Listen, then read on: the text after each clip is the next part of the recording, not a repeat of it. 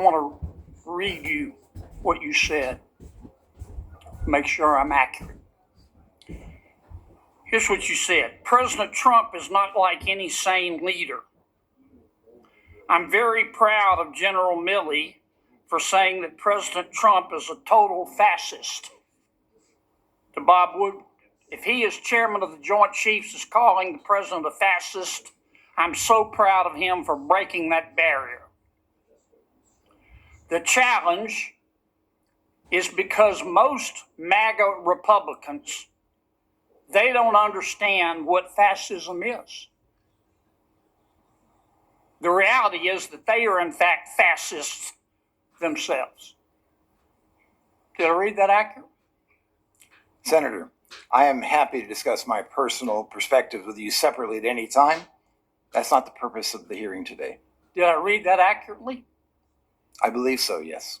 Senator John Kennedy just delivered another masterclass in political accountability, and this time his target was a retired general who made the mistake of calling President Trump a fascist on CNN. In this absolutely devastating Senate hearing exchange, Kennedy systematically dismantles the general's credibility using nothing but his own words and a series of perfectly timed questions. The general came prepared to lecture about duty, honor, and respect, but left humiliated after being forced to admit he called millions of Americans fascists without evidence. This is political theater at its finest, and you need to see every second of it. The confrontation begins with Kennedy pressing the general on open borders, but quickly escalates when the Louisiana senator pulls out receipts from an October CNN interview where Eaton made shocking statements about Trump and MAGA Republicans. What follows is a clinic in how to hold establishment figures accountable for their inflammatory rhetoric. Let's dive right in. The border is an open, bleeding wound, isn't it? That's a fair way to characterize what's been going on for the last 4 years. The southern border is chaotic by design, isn't it? Yes, it is. I've been covering the border for 3 decades, and yeah, it's pretty chaotic. Would it be fair to say that the broken southern border is man-made?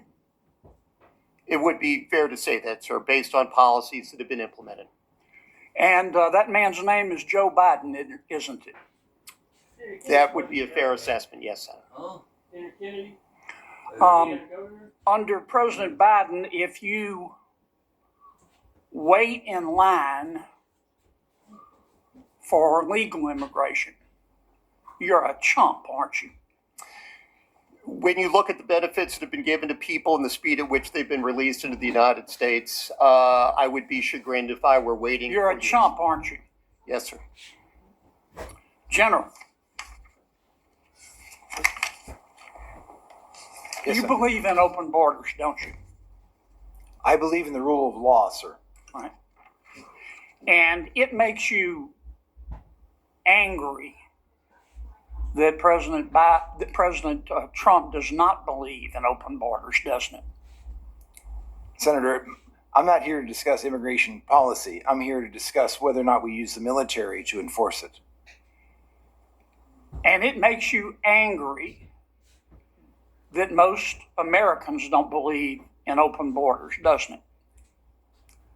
Not in the slightest, sir. Again, I am not here to discuss immigration policy. Yeah. Duty, honor, respect, you talked about that Yes, in Senator. your opening statement. On October 14th of this year, you went on CNN. I want to read you what you said, make sure I'm accurate. Here's what you said. President Trump is not like any sane leader. I'm very proud of General Milley for saying that President Trump is a total fascist. To Bob Wood, if he as chairman of the Joint Chiefs is calling the president a fascist, I'm so proud of him for breaking that barrier. The challenge is because most MAGA Republicans, they don't understand what fascism is. The reality is that they are in fact fascists themselves. Did I read that accurate? Senator, I am happy to discuss my personal perspectives with you separately at any time. That's not the purpose of the hearing today. Did I read that accurately? I believe so, yes. Yeah. You think you're smarter than the American people, don't you? Absolutely not, Senator. I am here to discuss the use of the military as part of this mass deportation. You think you're more virtuous than the American people, don't you, General? Senator, I am insulted by your comment. Duty, honor, and respect. You talked about that in your opening statement, didn't you? Yes, sir. Ms. Moran said, I wrote down her words. She said, by their actions, you know what someone's character is like. You agree with that? Senator, for 35 years, I served my country with absolute honor and distinction, and I will continue to do so. You agree with what Ms. Moran said? Of course. Senator John Kennedy's surgical dismantling of the general other witnesses at this hearing stands as a powerful testament to why principled leadership and fearless accountability matter now more than ever. In an era where political elites feel entitled to smear millions of Americans as fascists from the comfort of CNN studios, Kennedy proved that consequences still exist for those who abuse their platforms and positions. The general walked into that hearing room believing his decades of service would shield him from scrutiny, that his carefully rehearsed talking points about duty and honor would carry the day. He was wrong. Kennedy exposed something far more important than just one man's hypocrisy. He revealed the fundamental contempt that too many in the establishment.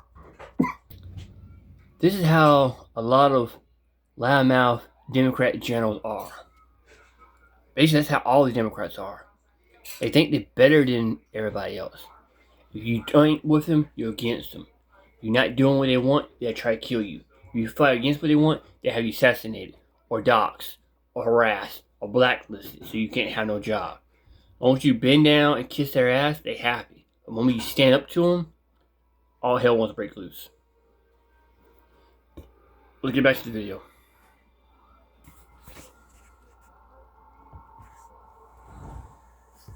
Establishment harbor toward ordinary citizens who dare to disagree with their progressive ideology.